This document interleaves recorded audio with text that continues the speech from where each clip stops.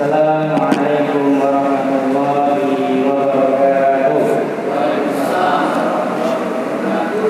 Alhamdulillah rabbil alamin wa bihi nasta'inu ala umuri dunya waddin. Wassalatu wassalamu ala habibina wa rasulina Muhammadin sallallahu alaihi wasallam wa ala alihi wa sahbihi wa man tabi'ahum bi ihsan ila yaumil amal. Pertama-tama marilah kita panjatkan puja dan puji syukur kita atas kehadiran Allah yang mana telah memberikan kita nikmat yang begitu banyak, sehingga dengan nikmat tersebut kita bisa melaksanakan shaum Ramadan ini dengan sempurna. Allahumma amin. Yang kedua kalinya, sholawat serta salam kita lakukan kepada junjungan kita Nabi besar kita Nabi Muhammad sallallahu alaihi wasallam serta para keluarganya, para sahabatnya dan para tabi'in yang selalu istiqomah hingga yaumil qiyamah. Allahumma amin. Jemaah kajian samara yang semoga selalu dirahmati Allah Subhanahu wa taala. Di sini saya berdiri di sini sebagai pembawa acara yang akan membacakan susunan acara. Yang pertama yaitu pembukaan, yang kedua adalah acara inti kita yaitu kajian samara, yang ketiga kalinya adalah lain-lain, nanti bisa ada yang sedikit tanya jawab, yang keempat penutup, dan yang kelima adalah acara umum yaitu buka bersama. Nah, untuk mengincar acara yang pertama yaitu pembukaan, mari kita buka dengan membaca basmalah bersama-sama. Bismillahirrahmanirrahim. Untuk mempersingkat waktu, mengincar acara selanjutnya yaitu acara kedua kepada beliau Ustaz Rosan Zani Ansi, waktu dan tempat kami persilakan. Assalamualaikum warahmatullahi wabarakatuh. Alhamdulillahi wa syukurillah wa la hawla wa la quwwata illa billahil aliyyil azim. Allahumma la sahla illa ma ja'altahu sahla wa anta taj'alul hazna in syi'ta sahla. Allahumma la ilma lana illa ma 'allamtana innaka antas sami'ul alim. Allahumma ya muyassirul asir yassiril asir fa inna taysirul asir alaika yasir wa anta maulana wa ni'mal maula wa ni'man nasir. Jamaah yang kami muliakan, pertemuan kali ini adalah pertemuan yang agak berbeda. Yang semulanya itu kita mengkaji setiap habis maghrib, ini sebelum maghrib. Insyaallah sebelum maghrib kita melakukan satu amalan yang amalan ini dicintai oleh Nabi Muhammad SAW. Sebagaimana dalam hadis Rasul pernah beliau keluar masuk ke dalam masjid, kemudian menemui dua halaqah. Yang satu halaqah belajar ilmu, yang satu halaqah berdoa. Jadi ada sahabat-sahabat di masjid yang berdoa meminta kepada Allah Ta'ala. Atas Nabi mengatakan di setiap daripada keduanya baik. Yang ini baik, yang ini baik. Ini belajar ilmu, mengajarkan ilmu. Yang ini kemudian apa? Mengaji dan berdoa. Dua-duanya baik. Maka kemudian Nabi mengatakan, ya, innama bu'ithu mu'allima. Setelah itu Nabi duduk bersama halaqah yang pertama, halaqah mengajarkan ilmu dan mempelajari ilmu. Nabi kemudian bersabda, hanya saja aku diutus oleh Allah Ta'ala sebagai seorang guru, ya, sebagai seorang mu'allim, pengajar kebaikan. Maka bagaimana kita ketika mempelajari satu ilmu merupakan aktivitas yang dipuji oleh Allah dan Rasulnya, yang kita kerjakan di bulan suci Ramadan, bahkan menjelang waktu di mana Allah kabulkan doa-doa kita. Makanya nanti kalau kita belajar tafsir, kemudian sampai kepada ayat 186, wa idza sa'alaka ibadi anni fa inni qarib, sampai akhir ayat, yaitu Imam Ibnu Katsir mengatakan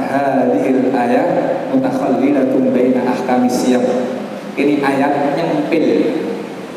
nyempil di tengah-tengah hukum puasa. Jadi 183, 84, 85, 183, 84, 85 itu kaitan hukum puasa. 187 hukum puasa Lailatul Siyam. Tiba-tiba 186 itu doa. Apa korelasinya? Maka Ibnu Katsir mengatakan ayat ini nyempil di antara hukum-hukum puasa dan tentang doa, bermakna kita harus bersungguh-sungguh berupaya penuh memperbanyak doa di bulan ini. Kalau kita cocokkan lagi Pak, ini munasabah bukan cocokologi ya, munasabah al-ayat 5 qablaha. Ayat yang paling atas, 3 ayat yang berada di atas itu berbicara hukum di siang hari bulan Ramadan. Sedangkan ayat 187 itu berbicara malam hari bulan Ramadan. Karena Allah mengatakan Lailatul Siyam, ya, malam hari di waktu puasa itu 187. Ini siang, ini malam, tengah-tengahnya nyempil Allah doa. Berarti waktu doa kapan Pak? Antara pergantian siang dan malam. Aku di waktu sore hari, waktu yang mustajab. Dan itu dikuatkan oleh hadis Nabi Muhammad SAW. Ya. Inna lis-shaimi 'inda fitrihi da'watan madra. Sesungguhnya bagi orang yang berpuasa menjelang berbuka ada waktu-waktu doa yang tidak ditolak. Maka nanti kita mungkin Ustaz stop kajian sebelum 5 menit nanti diingatkan 5 menit sebelum berbuka ya. Nanti biar fokus berdoa, biasanya disinilah ujiannya. Kalau makanan sudah tersedia, fokusnya buyar ya. Yang dipikirkan ke sekolahnya atas buahnya. Nah ini waktu mustajabah, monggo nanti kita berdoa ya, jenengan minta sama Allah Ta'ala. Jamaah yang kita muliakan, tadi awalnya saya ingin mengkaji tafsir dari ayat 183 sampai ayat 187. Tapi saya khawatir waktunya tidak cukup karena cuma 45 menitan. Maka saya inisiatif dan mungkin ini jarang dibahas, yaitu kaitan hukum puasa ya. Kita nanti akan berbicara tentang bagaimana hukum puasa menurut madhab Syafi'i dari kitab Umdatus Shalik wa Umdatun Nasik. Nah, mungkin nanti kalau ada perbandingan kita sampaikan. Alhamdulillah beberapa poin penting. Saya tidak membaca semua karena kalau dibaca semua juga waktunya nggak cukup. Poin-poin penting yang saya rasa penting untuk saya sampaikan, maka nanti akan saya sampaikan. Bismillahirrahmanirrahim. Qala al-mu'allif rahimahullah ta'ala. Beliau mu'allif pengarang kitab ini mengatakan wa syartus shaumi an-niyatu wal imsaku 'anil mufattirat. Dan rukun puasa, syarat puasa atau rukun puasa, yang pertama adalah niat, dan yang kedua adalah menahan diri dari semua perkara yang membatalkan puasa. Dua itu. Jadi puasa kita sah hukumnya jika satu, jenengan niat. Yang kedua, jenengan menahan diri dari semua apa saja yang bisa membatalkan puasa. Niatnya bagaimana? Niat di dalam mengerjakan puasa, khusus puasa wajib, itu harus sudah diniatkan di malam hari. Karena Nabi bersabda, la siyama liman lam yubayyitin niyah minal lail. Tidak ada puasa bagi mereka yang tidak meniatkan di malam hari. Dan hadisnya sahih. Jadi kita kalau ketiduran, mohon maaf, belum niat malam itu ketiduran, bangunnya pagi, qadarullah tidak sahur, bangunnya pas fajar shodiq ditandai dengan adzan. Kalau di tempat kita sudah adzan, jenengan belum sempat makan, belum sempat minum, dan belum niat tadi malam, maka puasa hari itu hukumnya sah nama boten? Hukumnya tidak sah. Kalau tidak sah dalam madzhab Syafi'i jenengan harus menahan sepanjang hari, baqiyatul ayyam, sepanjang hari itu ditahan, nggak boleh makan. Dihormati syahri Ramadan untuk memuliakan bulan suci Ramadan dan harus diqadha di lain waktu. Maka amannya bagaimana? Amannya kita setelah kemudian masuk malam hari meniatkan untuk puasa besok hari. Niatnya bagaimana? Udah jenengan niat puasa apa? Puasa Ramadan selesai. Diniatkan. Kalau di masyarakat kita nawaitu shauma ghadin an adai fardhi syahri Ramadhana hadhihi sanati fardhillahi ta'ala. Kalau di sini ditulis wa akmaluhu ayyan nabiyya shauma ghadin an adai fardhi syahri Ramadhana hadhihi sanati lillahi ta'ala. Tapi kalau jenengan mentak ini aja cukup. Kenapa demikian? Karena ini untuk membedakan. Ya, puasa wajib itu banyak lah. Maaf, puasa wajib ada berapa kira-kira? Nadar, qasam, ya, Ramadan, puasa nadar. Jadi dengan apa? Bernadar untuk puasa wajib hukumnya. Tidak boleh ditinggalkan karena sudah bernadar. Maka jenengan kalau nadar puasa nanti kalau saya melamar kerja Allah terima saya mau puasa Senin Kamis minggu depan. Ya, puasanya jenengan itu wajib karena jenengan Allah nadar. Ya, kalau nggak pingin wajib jangan dinadarkan. Nah, jemaah yang kita muliakan, maka niat ya, ini yang membedakan puasa wajib dengan puasa lainnya. Kalau puasa sunnah tidak masalah. Jenengan bangun tidur, gitu, belum makan semenjak terbit fajar, lantas pulang, kemudian tanya sama istri, mana nopo boten, ada makan atau tidak? Istri menjawab tidak ada. Sudah tak puasa hari ini. Sah nopo boten? Sah. Seperti apa yang dialami Rasulullah. Rasul pulang dari masjid tanya kepada Ibunda Aisyah, hal min syai', ada sesuatu? Tidak ada ya Rasulullah. Sesuatu pun tidak ada jemaah. Jadi kan bisa bayangkan rumahnya Nabi, sesuatu apapun tidak ada yang bisa dimakan. Bahkan korma sebutir, tidak ada ya Rasulullah. Ya sudah, saya puasa hari ini. Kita anak shaim, aku puasa. Puasa yang dilakukan oleh Nabi adalah puasa sunnah, bukan puasa wajib. Maka kita yang sekarang memasuki bulan suci Ramadan meniatkan puasa itu semenjak malam hari. Walaupun beberapa madzhab ada yang sah dari awal Ramadan saya niat puasa Ramadan 1 bulan penuh pada yang sah. Tapi kalau madzhab Syafi'i setiap malam harus terbarui niat. Besok saya puasa, besok saya puasa, besok saya puasa. Nah, Ramadan sudah diniatkan setiap malam. Itu yang pertama. Kemudian yang kedua, al-imsaku 'anil mufattirat. Yaitu apa? Dia menahan diri dari perkara yang membatalkan. Ya. Karena shaum itu arti asal katanya adalah nawa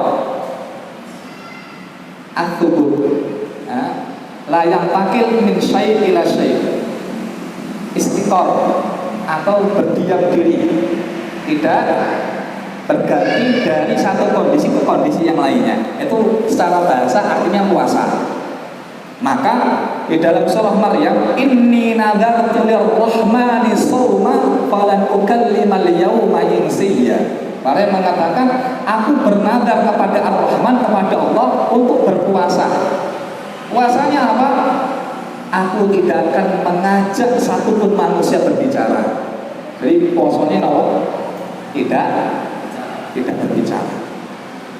Jadi kalau jenengan satu hari ini tidak ada bicara sama orang, tidur terus, berarti puasa lugupan, puasa secara bahasa. Nah, puasa dikatakan puasa secara istilah adalah nawa menahan diri, ya, dari nawa al-imsak anil akli wasyurbi ul mufattirat, yaitu al-akl makan, minum dan jima. Ya, dari kapan? Dari tulu'il fajri dari mulai terbitnya fajar sampai terbenamnya matahari. Maka waktu antara terbit fajar dan terbenam matahari dengan menahan semua ini tadi hukumnya apa? Wajib. Kalau itu puasa wajib, berarti dia itu puasa wajib. Baik, jamaah yang kita muliakan, kaitan apa saja yang membatalkan puasa? Beliau menyampaikan di sini, mohon maaf ya, mungkin nanti pembahasannya di sini agak vulgar, tapi ini saya rasa ilmu bapak-bapak sudah paham. Kalau saya ngajari anak-anak santri yang belum balik ya repot. Wa in akala, jika seseorang makan, au syariba, atau minum, dia makan, minum, awis ta'ato, gurah. Jadi dia makan, minum, gurah. Gurah ini kenapa? Memasukkan cairan di mana? Di hidung. Saya dulu biasanya gurah menggunakan bahan alami, Pak. Dari cabai, kemudian kelapa, madu dicampur, ya. Kemudian dia apa? Disaring, nah itu nanti airnya dimasukin sini. Itu tinggal nahan berapa lama, gitu, nanti keluar lendirnya semua.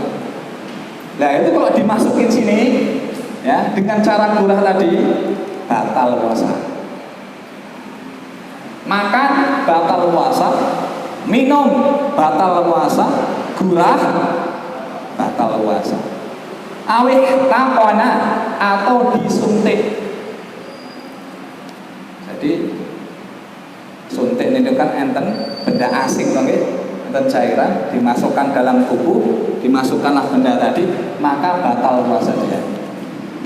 Al-sabba fi udhurihi fawasala dimahuhu, atau dia menuangkan air melalui telinga. Jadi dia begini, dituangkan air, melebu, gumpet. Jadi lah gumpet kan gini-gini loh. Nah, begini kan biar keluar airnya. Atau renang dia pas lagi puasa, memang nggak nelen air, masalahnya air masuk lewat maci. Air masuk kemudian lewat telinga, bahwa sholat dimahuhu, ya, masuk ke dalam dimag. Dimag itu arti asalnya adalah otak, tapi nggak masuk otak beneran, tapi masuk betul ke dalam telinga. Au adkhala isba'an au ghairahu fi duburihi, yang tadi batal puasa.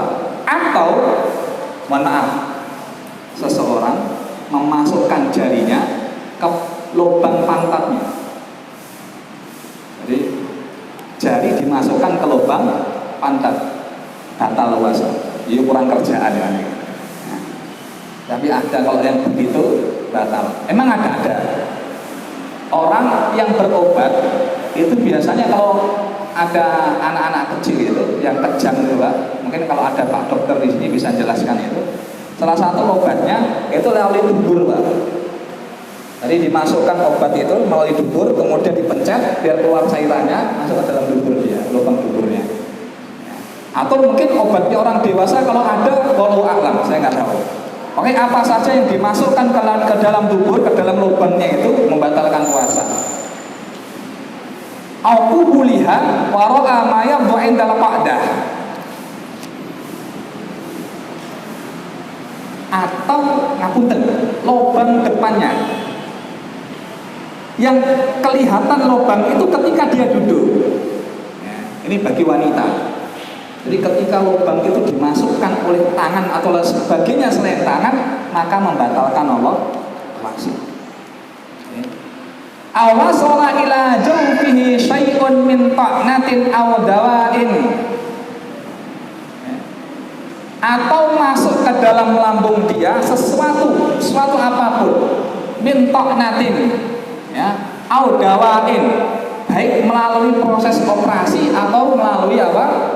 Suntikan. Nah, masuk sesuatu, misal ada orang di belek perutnya, dibedah perutnya, kemudian dioperasi lambungnya, masuk ke dalam lambungnya apa? Besi, ya, masuk situ ke dalam lambung. Walaupun nggak masuk lewat sini, tapi masuknya di mana, Pak?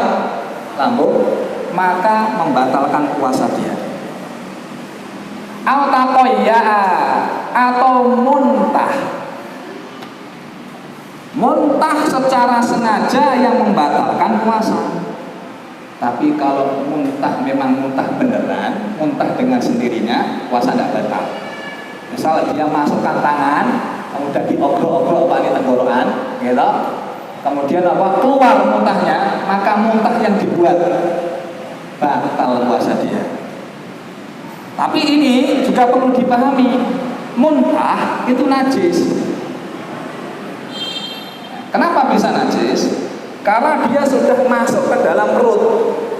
Apa saja yang sudah diproses lambung walaupun sekejap, kalau keluar lagi dia najis. Seperti jenengan makan, keluar ngapunten lewat bawah niku keluar, ya, najis mboten. Itu melalui proses lambung apa mboten? Melalui lambung? Enggak mungkin selain lambung. Najis to niku. Maka kalau keluarnya dia lewat bagian atas juga sama hukumnya. Najis. Maka kalau jenengan muntah, yang mana muntah itu najis, maka najis ini tidak akan suci kecuali dengan air.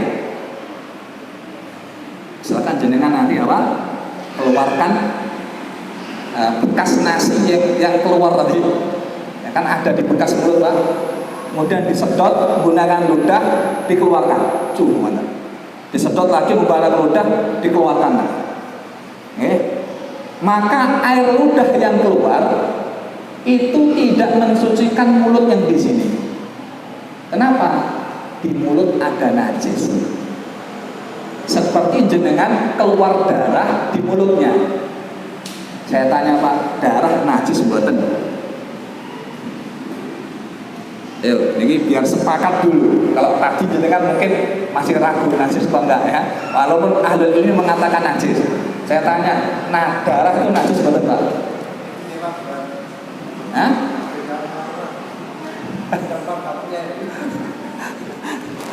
Darah najis betul? Kecuali air, nifas, darah yang keluar dari mata menjadi hilal. Terutama mata Syafi'i silis. Kalau mata yang lain seperti yang hari ini Salafi merujuk ke beberapa ahli untuk kita mengatakan bahwasanya darah selain haid dan nifas itu tidak najis karena bukan dengan para sahabat yang tertusuk kemudian mereka mengerjakan sholat. Dan itu dalil juga yang menguatkan orang yang mengerjakan sholat kemudian mimisan tidak batal sholatnya. Ya. Tapi jumhur mengatakan darah itu najis. Harimat alaikumul maitatu. Terus apa lagi? Malahmul khinzir. Terus nggak ada di situ. Alaikumul maitatu wad damu walahmul khinzir wa ma uhilla li ghairillahi bi wal munkhaniqatu wal mawqudatu wal mutaraddiyatu wan nadhihah. Darah itu sesuatu yang diharamkan untuk dimakan. Salah satu faktor utamanya karena najis. Jadi kaidah di mazhab Syafi'i, perkara yang najis tidak boleh untuk dikonsumsi. Perkara yang najis. Nah, ketika ini najis Pak, mulut itu dengan adanya darah, maka najis yang ada di mulut dia tidak akan suci kecuali dengan air. Jadi alat yang mensucikan najis hanyalah air. Contoh, jenengan kencing Pak, kencing, ya. Kencing itu kira-kira pakai pakai tisu dibersihkan. Masih ada bekasnya di situ? Masih ada bekas kencingnya. Saya tanya Pak, bekas kencing itu najis atau bukan? Dalilnya apa? Bahwa air itu membersihkan najis. Dalilnya adalah kejadian di saat Rasul kajian bersama para sahabat, masuk orang Arab Badui kencing di pojok masjid. Setelah kencing mereka keluar, kencingnya najis. Apa perintah Nabi? Ambilkan air. Satu ember diambilkan, dituangkan ke najis. Maka ulama mengatakan benda najis jika dituangi air, najisnya hilang. Tapi kalau najis dimasukkan ke dalam air yang sedikit jadi najis. Kebalikannya. Kalau jenengan ngapunten sengaja masukkan kencing ke dalam air ember, dimasukkan kencingnya Pak, najis sak ember kabeh Pak. Tapi kalau air satu ember untuk menyontak, apa nyontak bahasa Indonesianya?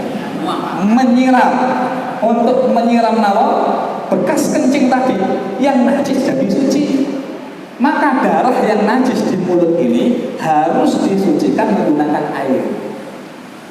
Misalkan gusi berdarah, jenengan apa? Sedot, pakai mulut disedot, kemudian diludahkan. Ketika meludah, darah itu ludahnya berwarna apa? Merah. Diludahkan lagi, merah lagi, diludahkan lagi, merah lagi, diludahkan lagi, merah lagi, sampai ludahnya bersih warna putih. Sudah? Sudah. Kemudian dia lanjut tidak mensucikan mulutnya, ludah yang ada ditelan. Ludah yang ada ditelan. Ludah yang ada ditelan. Batal puasanya. Karena sesuatu yang najis belum dia sucikan. Au jamaah atau berjima. Patokannya jimaknya ini bukan jimak lupa, lali. Di mana Ramadan ya? Mosok elek lali ora apa-apa. Tapi lek wong iso lali ya lucu. Ya bisa jadi lupa Pak, bisa jadi. Jadi kondisi ingat, sengaja, dan apa? Dan sukarela. Sukarela itu juga batal. Misalkan istri, ya udahlah diajak suami, taat sama suami. Dia taat sama suami dalam seperti taat dia kepada suaminya, sukarela dia. Ya, sukarelawan, batal puasa. Au basyara fi ma dunal farji fa anzal. Atau kulit ketemu kulit.